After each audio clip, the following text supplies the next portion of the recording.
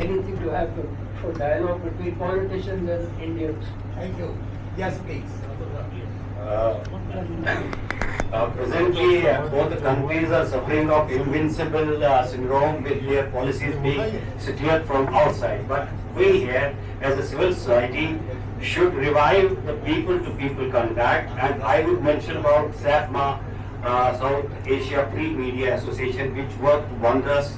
I think a decade ago that we could see people like Mariana Babar was there, Imtiaz Alam was there, Munizi was there, Munizi Jahangir, and similarly Talat Hussain, people like Talat Hussain were there, and then one of the groups from India, journalists let go, and it created a bridge, sort of a bridge between the two countries. This time we can't see a hope of dialogue or between the two countries, but the hope which we can pin upon is the people-to-people contact, and the backdoor channels should be opened. That is the only way till the time the policy makers and decision makers are being impressed upon to look for the peace and shelve the conflict which has eaten up the Kashmiri society. Once again, please. A major chunk of population is living under continuous surveillance of the security forces and are caught between two guns. And another important part of the population, which is a minority, is in exile. So it is Kashmiris who are suffering at every end. So to bring peace would be a great favor done for Kashmiris. And I think it's only the people-to-people contact and other channels we should be revived that, and we hope that will culminate into the peace. Thank you. Sir, would you like to say any other? Shah sir. Last point. Just one liner. You don't need a mic. But my question is, because Kashmir is the fulcrum of the entire debate, India, Pakistan, and thing. Do you think there is a tension between India and Pakistan because of Kashmir? Or Kashmir is the cause of Indo-Pak tension? Or it is because there is tension between India and Pakistan, there is a Kashmir problem? Who would like to answer this? Yes, please. Nur Zaman sir. After this, we will have Qazi sir. Thank you, Shah, for providing me this opportunity. Actually, I have observed here and I have been writing on Pakistan for so many years. I have written a book also. There is a large peace constituency on both sides of the divide. That peace constituency today is not as vocal as it had been earlier, rather it has gone slightly shrunken.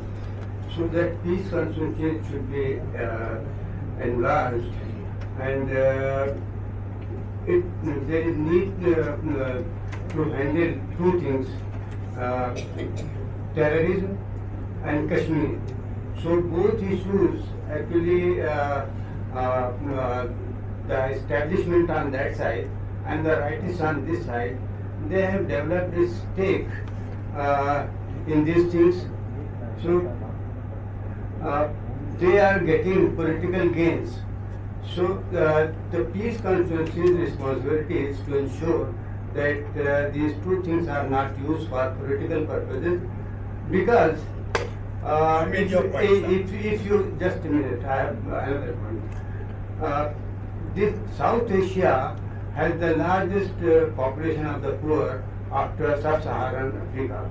So if peace constituency gets stronger, that problem can be handled slightly easy. And another benefit will be there, this SARC which is lying dormant, the SARC will also become more effective. Thank you very much. Engineer sir, 1 point. Yes, Salam and Adab to everyone. I just want to make one point. When the governments on both sides are at deadlock and have almost failed, it is the responsibility of we citizens, the intelligentsia and civil society groups in both the countries to pressurize their respective governments to talk and restore progressive dialogue. Thank you. Qazi Saab, You need to switch on the mic. Qazi Saab, So one sentence for all Pakistan. If you do not want to remain a banana state, bring Imran Khan back as Prime Minister, as Praveen Saab has said. Thank you. Qazi Saab, your time to speak for 2 minutes. They will also call us banana. Are you referring to me? Yeah, yeah. जी, मैं first of all, words I would like to words use का बहुत फर्क है congratulate you, frontly Shah Sahib, for the extremely successful and important meeting. People of very different backgrounds have come together and given their perspectives and constitute a very important group of people who want to improve India-Pakistan relations, which have been bedeviled for almost ever since they came into being as independent countries, despite the fact that we share so much in common. One of the few places where you don't have to learn each other's languages. We just land up for the first time and can speak with each other without any difficulty. And our history goes back.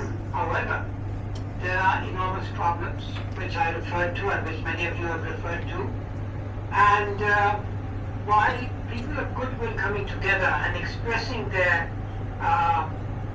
interest in bringing about major change in the relationship between the two countries is laudable, experience shows that this will not really lead to any real change.